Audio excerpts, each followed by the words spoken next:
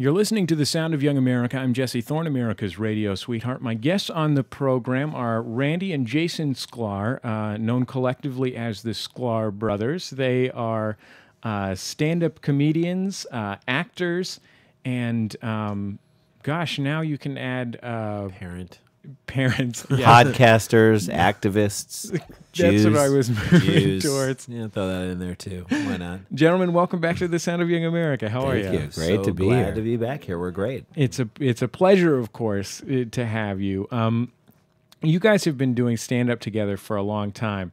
When you started doing stand-up, and when I say you've been doing stand-up together, your act is both of you on stage speaking, and it is closer to traditional stand-up than it is to a traditional duo act. That is true. So how did you start doing stand-up comedy? And when you started stand-up comedy, was there a discussion, are we each going to do stand-up comedy or are we going to collectively do stand-up comedy?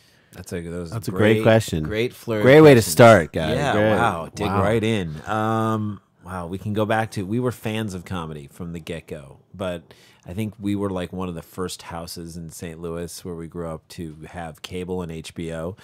I don't know if we were one of the first houses in St. Louis to have cable.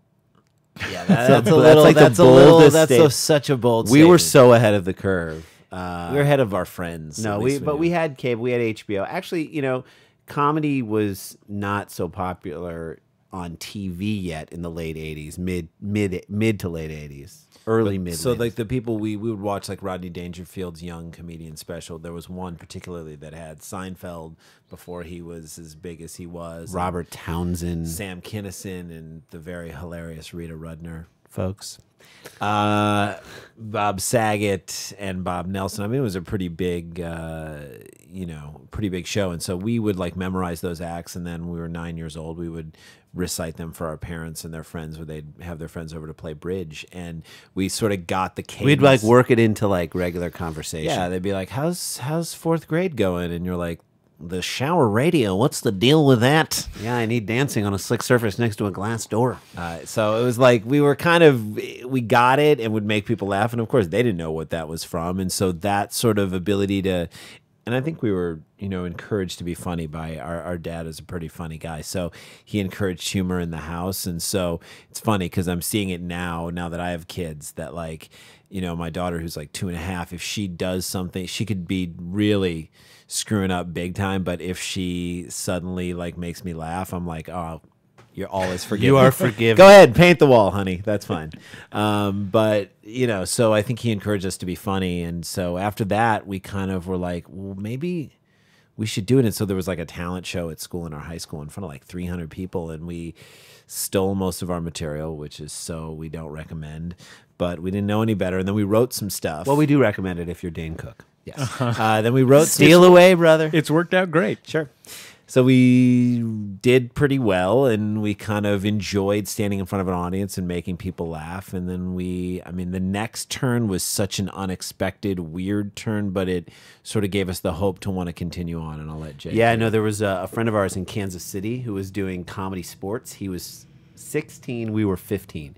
Said that there was a pilot that they were trying to get together in LA, which we didn't even know what a pilot was, but they said it's young comedians, 16 and younger, and he was sending in a tape of him. He's like, send in a tape of your stand-up, and who knows? So we just thought, why not? Just send it in. We'll never hear from them. And then we heard from them. They said, you're in the final 10 finalists of young comedians who are performing. We'd love for you to do X, Y, and Z, which were things that took us 10 years to figure out how to do.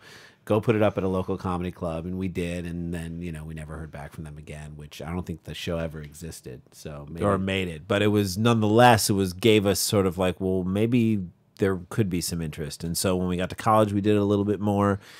We definitely honed what we loved, our sort of studying comedy. And by that point, once we were in college in the early 90s, there was a lot more stand-up on TV, a ton of it. And so you had stand-up, you had short attention span theater. Do you remember those on shows? Comedy Central, like Comedy Central was a fledgling network, and literally we were watching tons of stuff and became huge fans of people like Andy Kindler.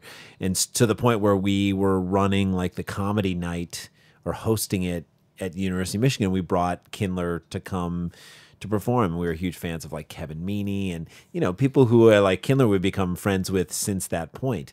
And I remember performing in front of him. And it's funny, we go around and do colleges now, and there are people who are comedians who are like, would you tell us what you think about, you know, what you think about my act and whatnot? And we're very happy to give any advice. Because Kindler was so honest and yet pretty, you know, definitely complimentary to us. He said, he was just great. He was like, you're going to have to get rid of all your material. Start from scratch.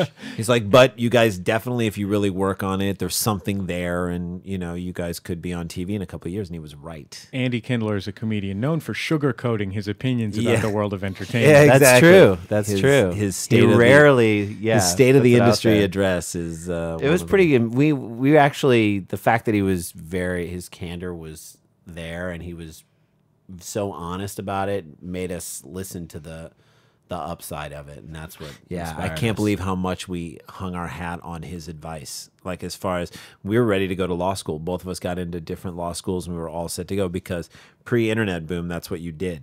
If you didn't know what you were going to do, you went. You were a Jew. You went to law school. That's right. You're like, because it's like way less of a commitment than med school. You put it off for 3 years. The internet changed all that. Is that what you're suggesting? Just people are like, I don't know what to do. I'm going to go. Is that you? Buy like a company or something. Is that me? No. That's terrible. I'm sorry. I'm so busted. That's so. God, you're so Hollywood. I'm so North Hollywood. How are you? So I'm sorry, I'm turning this off. But you know, it was so we decided, you know what, we're gonna try it for a year. Maybe we can always defer law school. We moved to New York. I love that he was like, I just wanted the short answer, like when you started in comedy.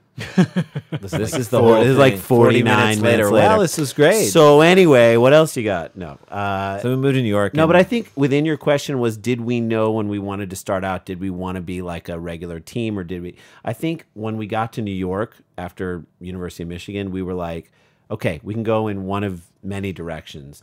And our material was terrible. But when alternative comedy started to rise, it was almost like this attack on conventional comedy, in the sense that, like, you know, there was a time in the early 90s when if a fat black man got on stage, I could do his act for you before he even opened his mouth. and it's hilarious that that's still going on Last Comic Standing.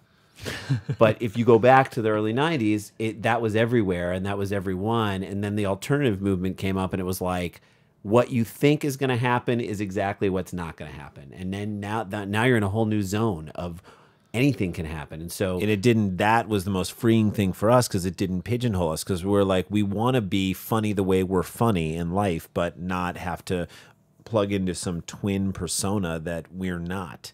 And it provided with us a chance to create a new style of two-man team, which is not funny man, straight man, but more of like tag teaming an issue, and two guys who oftentimes echo each other. And like someone described it as like we're like like dueling Flava Flavs on our own thing. Like we're each other's comedy hype man. You know what I mean? Like he puts the thing out there. Flava Flav would punctuate whatever. Flava Flav in his role as a member of Public Enemy, as opposed to in his role in as his marriage to Brigitte Nielsen. Yeah.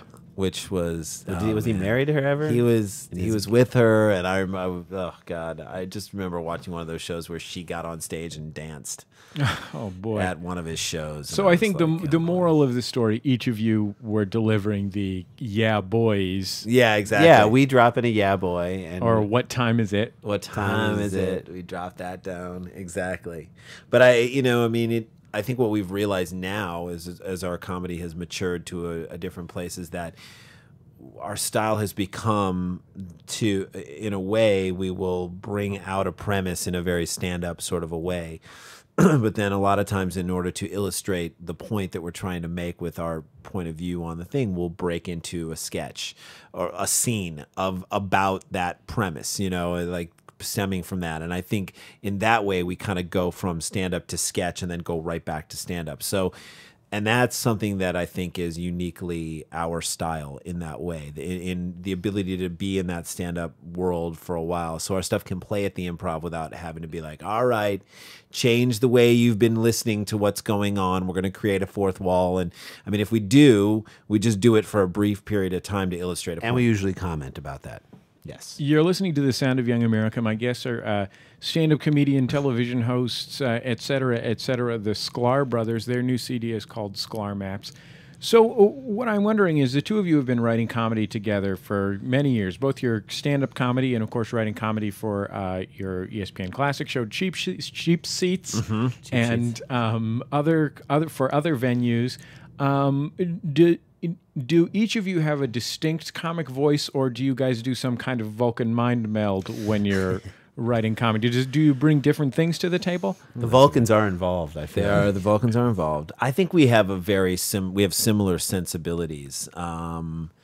Although, I don't know, how do we differ? I mean, I think as far as creating comedy, definitely for stand-up, one of us or both of us, if it happens to both of us, great. If it's one of us experiences something in life and brings that seed of a bit to the table, and then we both kind of say, okay, where can we take this? Here's the idea. Where can we sort of expand this, and how can we both get involved? And it becomes like a mini writer's room in that sense. And we do have similar sensibility. Then it becomes, how can we one-up each other within the joke? Like, how can we take it further, and then that's the bit. Right. That's usually the way it goes. But I think our sensibilities are the same. It's not like one of us provides all the physical humor and the other the more cerebral stuff. I think we both kind of come at it from a similar way. It's great to have two minds working on one thing. I mean, I think it helps us out so much. It makes what we're doing sharper. I mean, you know, I'd like to say I could just go off and do it on my own, and I think in some ways we can, but I think it's much better with the two of us. Yeah, it's like you get free punch-up on everything you do. Yeah, exactly. What was it like when you were starting out doing comedy in clubs to hit the stage as a duo that had this hook of being twins, but not wanting to be the twins comedians? It was hard. It was definitely hard at first. Because I think inherent in that, you have to create your own space and say to an audience very quickly, you're not going to get what you expect, but trust us, it's going to make you laugh. You know, the stuff we're about to bring you is tried and true. We know it's worked in a lot of. But at the beginning, we didn't have that. We didn't have that, and so I remember coming off stages in New York, like, you know, stand up in New York, or really Catch a Rising Star, or the comic strip. I remember walking off stage at the comic strip a couple times and just thinking to myself, why are we doing this? We should quit. We're done. I mean, it didn't feel good. I didn't like what we were doing. The audience didn't like it.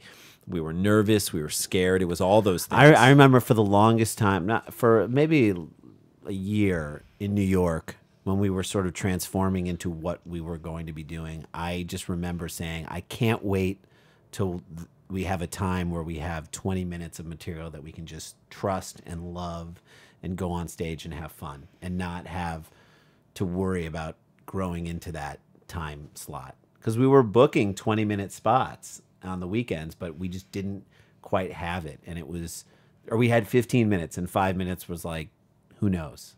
And there was that time where I was like, I can't wait till we have a body of work that could fill any space. Yeah. You guys have also done a lot of acting, and it's often in kind of twin-specific roles, and not by no means exclusively, but often. Is there like a community of twin, like when you go to audition for, you know, I saw you the other day on like Action or something. I was watching Action and I was like, oh, there goes the Sklar brothers. But then I thought, oh, well, that seems appropriate. Action was kind of a kind of relatively hip, edgy comedy program. I was like, oh yeah, sure, the Sklar brothers are in there. But then I was looking at your bio or something like that, and you had some credits that were like, I don't remember what they were, like CSI New York kind of credits. With Law and Order, we did Law and Order. Yeah, there you go. As some sort of something. It said something as conjoined twins. Oh, that or was something in like that. Grey's Anatomy. We did. Oh, Grey's Anatomy. There you go. Right. You know, the Grey's Anatomy audition, we didn't know that it was going to be conjoined twins because they had a lot of issues with like people stealing, like, or leaking the ideas because this is like at a point in time when they wanted their ideas to just, whatever the story of the show was, for it to come out and be a shock and a surprise. And so they had us come in and read the sides. We didn't know what it was. It was actually originally written for like 65-year-old twins, twin men. And they just weren't finding anything that they were loving. Or maybe they found someone that they thought would be serviceable. But our managers, our agents said, look, please don't cast this. We were actually out of town. We were in St. Louis at the World Series. And they said, please don't cast this. Let these guys come. Let them try, and maybe they'll change your mind on the age of these guys. And we worked really hard on preparing something that was funny and interesting beyond just the gimmick of the twinship. Right. Like, we tried to create a space and a relationship and create two characters that in their own way were compelling in addition to being twins. And I think that's what got us the job. Absolutely. And I think in a lot of ways when stuff comes up for twins, there is a community of twins, and you go to the auditions and it's... We talk about it on our comedy CD. We talk about how we found out at one point that there are another set of twins who do stand-up comedy.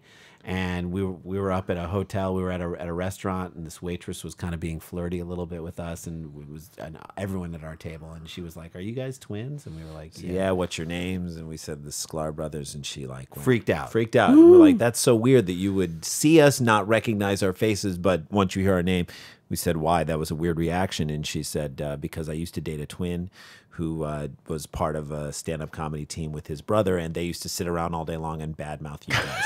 Badmouth us. Which we were like, "Oh God, oh." We're like, God. "How lame is that? A set of twins that badmouth." And then we wrote this bit, and it's on our CD. So Right. I guess we're worse. But So cut to 6 months later, we went to an audition, and it was an audition for twins, and those every set is there. The old twins, the Italian twins, the gay twins who should be out of the closet, but aren't, they're yeah. not. There's like the fat twins and the Tweedledee and Tweedledum. I mean, like, you just... Do you end up like at an audition for the gay twins that should be out of the closet, but they're not? And then you're like, why are we here? We're the stand-up comedy twins. comedy twins. No, if it's acting, I mean, to be honest with you, hopefully we're getting to the point where we can just come in and do what we do.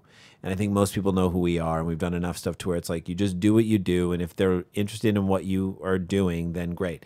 Sometimes they might just want, like I was looking at the new Ben Stiller movie, and they've got those two younger twins who are in there who are doing the thing, and then that might be exactly what they want for that right there. Again, we're going to give you a little something different. I mean, we just did a role in a show that was not for twins where we play Batman and Robin in a pilot for Comedy Central.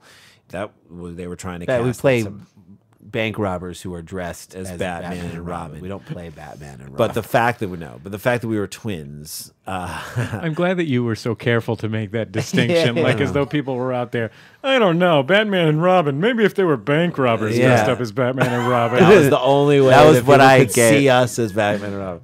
But, just that was two roles for two totally separate people. But we came in, and they were supposed to have a relationship. But in having brothers, you have a whole history that you don't have to explain, that then, once you see it, it's right there. And I think there's a benefit to that. And so we're realizing as we do more parts that if there is a part for two people or for one person that they're like, we can't really figure out this part, we'll come in sometimes and say, let's blow it into two roles and you see what you think about it. And those are the best, because then they're hiring you for what you do well and what's the best that you do. So, right? No. You weren't paying attention. I wasn't listening. The two of you have been working as a team for such a long time. Are there have there been like creative ambitions that either of you have had that worked only as not as part of a duo? And did you have to abandon them, or did you pursue them? Well, we've done some stuff on our own, and Jay... I did an episode of Curb Your Enthusiasm by myself, which I loved. That experience was amazing. And, it's definitely, we've worked so much together that if you go somewhere and you get on a set and you're by yourself, it's like a very different feeling, and you kind of lose that, oh, okay, I just lost having someone to talk to. And being a new person on a set, it's a little scary sometimes, but I loved it. I had a great experience doing that. Randy does a lot of stuff on the Jim Rome's TV show, Rome is Burning, or he's a panelist by himself. And then there's a few other shows where, like in town in LA, there was a show called Show and Tell, and there was a show called Sit and Spin, which are both shows where writers write monologues and then read them.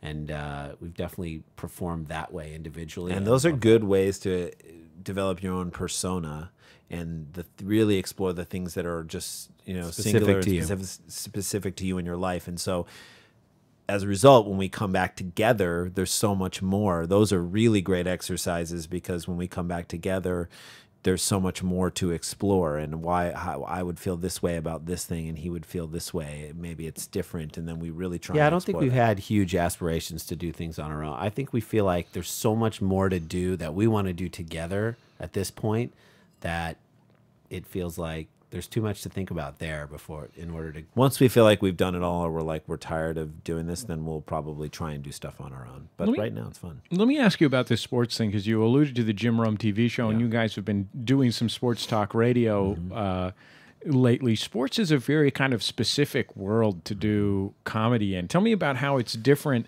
and it's a particularly very different, I would imagine, from the world of Los Angeles alternative comedy. Yeah. Tell me about what the kind of the differences and the challenges are of being funny in the context of sports. Right, that's a great question. I mean, with our show Cheap Seats on ESPN Classic, we kind of had it in our minds that we've seen a lot of sports and comedy try to be done, but they've tried to do sports and comedy and put those together. But we felt like in the past, of course, you have Arliss. Arliss, you have primarily talking we were saying about sports Arliss. and comedy. Yeah. So Arliss doesn't count. Not sports. Horrible tragedy. Yeah. Yeah. I mean, the sports and comedy has missed the mark because they're like Best damn sports show. It's always been like, hey, let's just get some guys talking about cracking wise on each other, because that's what sports and comedy is all about. It's about this testosterone based, like putting people down, towel snapping, locker room humor, and I think that's what people think sports comedy and sports talk radio and all that stuff needs. And to there's be a about. limit as to where you can go with that. I mean, that's like a one-note joke the whole time, and so for us, we were like, you know what, sports is very much a part of our fabric and very much a part of our culture. We should treat this show the way The Daily Show treats news. There's nothing inherently funny in the news. Sometimes there is, but it's the news and it's very serious. But The Daily Show takes a great take on it. So we set out to do a show that we felt like we want people who watch The Daily Show or who watch, whatever. Colbert or Conan. South Park or Conan or whatnot to say, I also watch Cheap Seats. We didn't want people to say, I watch Cheap Seats and I watch SportsCenter and I watch Classic Boxing. We didn't want those three to be the shows they watch. We wanted them to say, so as a result, we had like people like John Glazer was a writer on the show and participated in a lot. Michael Showalter was another great, comedy person. We used David Cross and Paul Rudd, and all these great people came on and were a part of the show. And we wanted to keep that circle, or all of our circle of friends, and make a funny show first, and then the sports would come. Yeah, and we felt like, look, we need to make this the kind of show that the biggest the biggest comedy nerds would approve of, as well as the biggest sports nerds. And that's an interesting thing that we kind of learned along the way, is that sports nerds and comedy nerds and comic book nerds and music nerds are all the same. They're the same person. They just have different subject matter. The guy who's talking about the pass that Brian Griese threw in the Chicago Bears game against the Packers that broke the game wide open last night and won is talking about that. He could very well be talking about Wilco's bootleg of a concert they did in Chicago a year ago, or the Silver Surfer, and why the movie was, a letdown compared to the comic book. And I mean, it's dealing in minutia and dealing in details. And so we kind of said, with our comedy, let's appeal to the smart sports fan. Let's appeal to the sports nerd. Let's appeal to the one who likes the Sports Center promos because they're clever and smart. Let's appeal to that niche within the sports world. We don't have to appeal to the meathead. If we do, great. If they want to come along and join us, super. But let's do the kind of show that we're hardcore critics of comedy being in it. Let's do the kind of show that if we didn't know us, we would like. Have you had any meathead related experiences around the Yeah, a little bit. If we ever go to a sporting event, it can get crazy. Like we were doing a comedy club in Philadelphia, and we were performing there for the week, and we went to a Phillies game, and it like a bunch of people recognized us, and then as we were walking out of the park and everyone was filing out, like a handful more, and we have a nice level of fame in that, like, occasionally people come up to us and they're usually really nice and very respectful and very knowledgeable what you've done. But this like started to reach like a tipping point, to a point where it got really uncomfortable. Felt unsafe. We didn't have anywhere to go, and there were like all these. We were just trying to get to our car, and there were a bunch of meathead people there, and I was like, oh man, this is one tiny instance in which I'm sure people who are much more famous than us deal with this on a regular basis. It's things that you deal with. When you leave your apartment, when the meatheads who listen to the Sound of Young America, that when they come and see you shopping at like a Ralph's or something, I know you from. Don't I know you from? Don't public I know radio? your voice from public radio? We the only time I ever got recognized, or one of the very few times I've ever gotten recognized outside of like a really specific context, was when I was in college. The three of us, there were three hosts of the show at the time, riding the bus. We were joking around together. This guy says, "Hey, are you guys the Sound of Young America?" And we were like, "Oh yeah, totally." We are. Like, "Oh, I recognize you from your laugh and stuff." And we're like, "Oh, are you a fan of the show?" And he's like, "Well, yeah, I mean, I listen every week." And we're like, "Oh, that's so exciting. It's great to meet a fan." And then the guy goes, "Yeah, I'm homeless and I can't change the channel on my radio, so I listen to KCSE." It's out of and you're necessity. And you're like, I'll still take it. I'll take it. I count that as I'll a take compliment. that. Count And it. You got to count it. 2 points for You're that. like, where do you want me to sign in my name? I'll sign your burlap sack. That's also your shirt. Your newest project, besides the Sklar Maps CD, is this series on superdeluxe.com called Layers. And pardon me if I get the order of these wrong, but I believe it is open bracket, quotation mark, open parentheses, layers, close parentheses, quotation mark, close bracket. Fantastic. You nailed it. We even forgive you if you got it wrong. You got it right. Thanks, guys. Brilliant. Means a lot to me. No, Nicely you done. did it. No notes, no net. Did your research. There's no net here. Absolutely. That's good. You're not even looking on the computer. In this show, you guys kind of in 5-minute chunks get deeper and deeper involved in the idea of metacomedy, to the point where you're basically doing metacomedy about metacomedy. That we were like, let's go as far. That was the beauty of the internet, because it's like, just take it as far as Let's you can. fold this show in on itself so many times that you don't even know where you are anymore. Where it begins. I mean, that's to us is so much fun, and that was the fun of doing this series. Was our buddy Nick Kroll, who is very funny. He's one of the cavemen on the Caveman Show now, but is very funny. But is very funny. I watched that show. Actually, did not disappoint me, and I thought he was really good, and I liked the way it was shot. And I love him. And so he had a character he was doing in New York, Benji Lessman, who's a guy who was an agent who represented managers. And we thought, that's really funny. That's interesting. Why don't we, with Entourage being as prevalent in people's minds as it is right now, and people understanding what agents do more than ever, let's maybe do a series where you're an agent who represents agents, and step it out one step further, and we're the publicists who want to represent you, and it's our idea that in order to represent you, we want to document your life in this web series. And really, no matter do a reality web show on Super Deluxe about this character's life, and then that's the series. You also respond to notes from Super Deluxe within the flow of the series. Sure, and in an upcoming, we just have edited the next 5. Has anybody ever watched one of these and threatened to punch you? No. I think people really dig it. I think they do enjoy it. I mean, the people who are watching it, again, if it's not a viral video, it's not a cat flushing a toilet or a dramatic hamster or whatever. I mean, you have to invest in these characters and in this world, and these guys are bottom feeders. These are outsiders trying to make themselves significant. And I think a lot of people can relate to that. The desire to want to be a part of something that is happening, and we try and capture that as much as possible. The desperation that these guys have to try and make even the smallest of things into a victory is... And to have two divergent, goals. These two publicists in this series, their entire goal is to make the series exciting, even at the cost of this poor guy's reputation and life. And he just wants to be an agent who is successful. And so to have these two things, these two goals that often intersect and are at odds with one another. It's great. We had a discussion in an upcoming episode where we get a note. Super Deluxe gives us a note at the beginning of the show that the show is becoming too meta.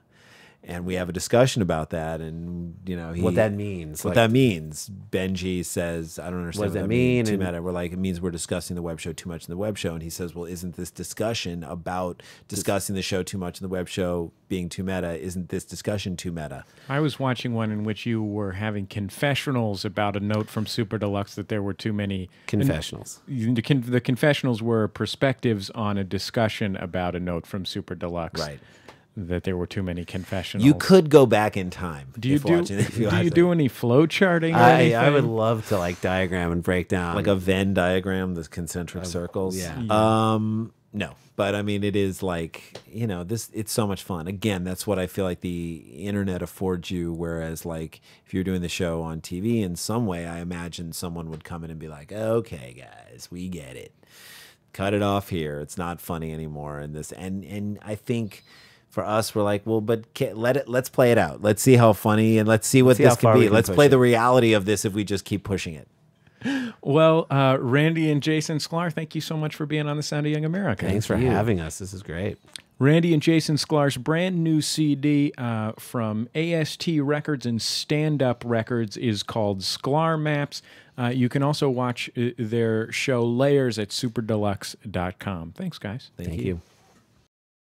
There's another Sound of Young America for you. I've been your host, Jesse Thorn, America's radio sweetheart. The show's produced by Speaking Into Microphones. Our theme music, written and performed by Dan Grayson with help from myself. The music underneath me right now, provided by Dan Wally. I hope you'll visit us online at MaximumFun.org, where you will find our daily updated blog and our lively discussion forums. Feel free to download and share this video, which is downloadable for free from Google Video, embeddable from Google Video, or downloadable via torrent from MySpleen. If you need a MySpleen invitation, just send me an email. Or if you have thoughts about the show, do the same. Jesse at MaximumFun.org.